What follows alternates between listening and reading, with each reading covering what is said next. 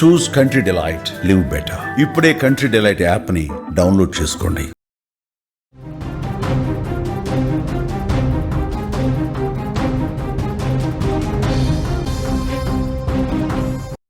కూకట్పల్లిలో కసాయి తండ్రికి కఠిన శిక్ష పడింది. వాడు కసాయి తండ్రి కాదు, ఎంత దుర్మార్గమైనటువంటి తండ్రో ఈ స్టోరీ చూస్తే మీకు అర్థమవుతుంది. 2 సంవత్సరాలుగా సొంత కూతురిపై అత్యాచారం చేసిన వెధవ 2022 నుంచి 24 వరకు ఈ అఘాయిత్యం చేశాడు. బాలిక తల్లికి విషయం తెలిసింది. ఫిర్యాదుతో ఈ కేసు వెలుగులోకి వచ్చింది. పోక్సో చట్టం కింద నిందితుడికి జీవిత ఖైదు పడింది. బాధిత బాలికి 10 లక్షల రూపాయలు పరిహారం కూడా ఇవ్వాలని కోర్టు చెప్పింది. సమాజంలో మన కళ్ళ ముందు ఎంతటి దారుణాలు జరుగుతున్నాయండి. రోజు మనం వార్తలు చూస్తుంటాం. ఇలాంటి నీచ నికృష్టమైనటువంటి వెధవలు ఉంటే ఈ సమాజం ఇంకెప్పుడు బాగుపడుతుంది అన్న ఆలోచన కలుగుతోంది. కొన్ని సంఘటనలు విన్నప్పుడు మన గుండె ఒక్కసారిగా బరువెక్కిపోతుంది. తాజాగా కన్న కూతురిపై ఒక తండ్రి చేయకూడని అఘాయిత్యం చేసి తండ్రి అన్న పదానికి ఒక మచ్చ తీసుకొచ్చాడు వెధవ, ఒక మచ్చ తీసుకొచ్చాడు దుర్మార్గుడు. అలాంటి దుర్మార్గుడికి న్యాయస్థానం తగిన బుద్ధి చెప్పింది. న్యాయస్థానం అతడికి జీవిత ఖైదు విధించింది.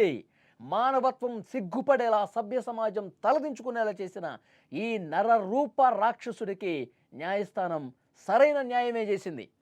విషయం ఏంటంటే, జగద్గిరి గుట్టలో నివాసం ఉంటున్న అనిల్ గౌడ్ 34 ఏళ్ళు. వీడికి సొంత కూతురును కూడా వదలలేదండి. సొంత కూతురుని చెరబట్టాడు వెధవ. పసికూన లాంటి తన 13 ఏళ్ల కూతురిపై దారుణాన్ని కొడగొట్టాడు. 2022 నుంచి 24 వరకు 2 సంవత్సరాల పాటు ఆ బాలిక మీద కన్న తండ్రి ఒక విష సర్పంలా మారి పలుమార్లు లైంగిక దాడికి పాల్పడ్డాడు. కంటికి రెప్పలా కాపాడుకోవాలి కదా కన్న తండ్రి అంటే. కంటికి రెప్పలా కాపాడుకొని ఆమెకి ఏ కష్టం వచ్చినా నేనున్నా బిడ్డ అంటూ ఆయన అలా చూసుకోవాలి, అపురూపంగా చూసుకోవాలి. అలాంటి కన్న తండ్రి క్రూర మృగంలా మారిపోయి ఇంత దారుణం చేస్తాడా? ఆ పసిపాప ఎంత బాధకు గురై ఉంటుంది, ఆ పసిపాప ఎంత కుమిలిపోయి ఉంటుంది. 13 సంవత్సరాల పాప. ఈ అఘాత్యం గురించి ఎవరికైనా చెబితే చంపేస్తానంటూ చాలాసార్లు బెదిరించాడంట ఆ కామాంధుడు. కన్న తండ్రి ఈ విధంగా చేసి, కన్న తండ్రి ఈ విధంగా చంపేస్తానని బెదిరిస్తుంటే ఏడవటం తప్ప, ఒక గదిలో మూలను కూర్చొని ఏడవటం తప్ప ఏమీ చేయలేకపోయింది ఆ చిట్టి తల్లి. చివరికి ఒకరోజు తల్లికి విషయం తెలిసిపోయింది. షాక్ అయిపోయింది. వెంటనే ఒక్క నిమిషం కూడా లేట్ చేయకుండా డైరెక్ట్గా పోలీస్ స్టేషన్కి వెళ్ళి ఆ వెధవ మీద, ఆ పనికిమాలిన వెధవ మీద కేసు పెట్టింది. భర్త తర్వాత చిన్న పాపని, కన్న కూతుర్ని కన్న తండ్రి ఈ విధంగా చేస్తే ఆ తల్లి గుండె పగిలినంత పని అయిపోయింది. వెంటనే పోలీస్ స్టేషన్కి వెళ్ళి ఆ దుర్మార్గుడిని చంపేయండి అని కూడా పోలీసుల దగ్గరికి వెళ్ళి కంప్లైంట్ చేసింది. ఫిర్యాదు అందుకున్న వెంటనే జగద్గిరిగుట్ట పోలీసులు కేసు నమోదు చేశారు. ఈ కేసును అప్పటి ఎస్హెచ్ఓ ఉన్నటువంటి క్రాంతి కుమార్ ఒక ఛాలెంజ్గా తీసుకున్నాడు. పోలీసులు కూడా ఎంత సీరియస్గా పనిచేశారు చూడండి. నిందితుడు అనిల్ గౌడ్ను అరెస్ట్ చేశారు. వెంటనే జ్యుడిషియల్ కస్టడీకి తీసుకెళ్లారు. దర్యాప్తులో పోలీసులు, పబ్లిక్ ప్రాసిక్యూటర్ సంతోష్ కుమారి బలమైన సాక్ష్యాలు సేకరించడానికి పోలీసులు నిజంగా చాలా కష్టపడ్డారు. వారికి వ్యతిరేకంగా ఆధారాలు సంపాదించడానికి చాలా కష్టపడ్డారు. ప్రతి ఒక్క ఆధారాన్ని జాగ్రత్తగా పరిశీలించారు. బాధితురాలు స్టేట్మెంట్ తీసుకున్నారు.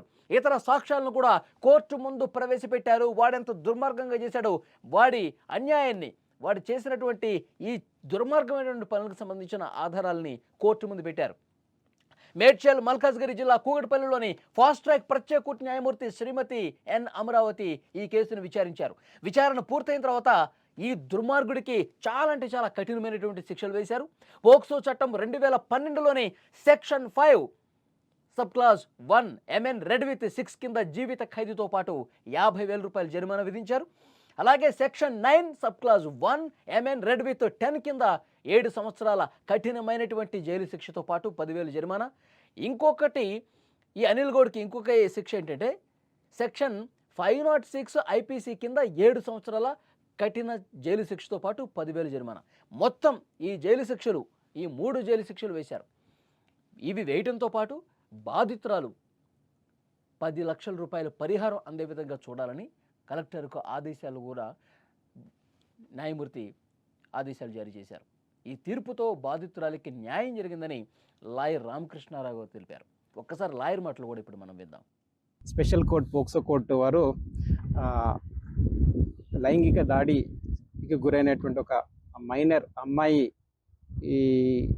సంబంధించిన తల్లి పెట్టిన కేసు ట్రయల్ జరిగి ఈ రోజున శిక్ష విధించబడడం జరిగింది. 3 సెక్షన్స్లో ప్రకారంగా జైలు శిక్ష విధించినారు.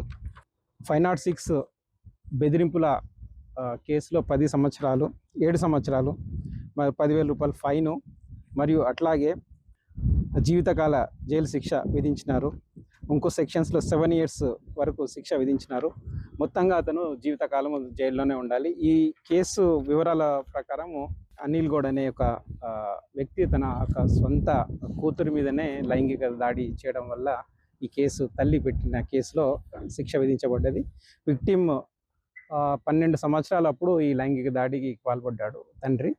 14 ఏళ్ళు వచ్చే వరకు కూడా ఇది కొనసాగించినాడు. దీని మీద పోలీసు వారు శిక్ష ఛార్జ్షీట్ వేసినారు వివిధ సెక్షన్స్లో.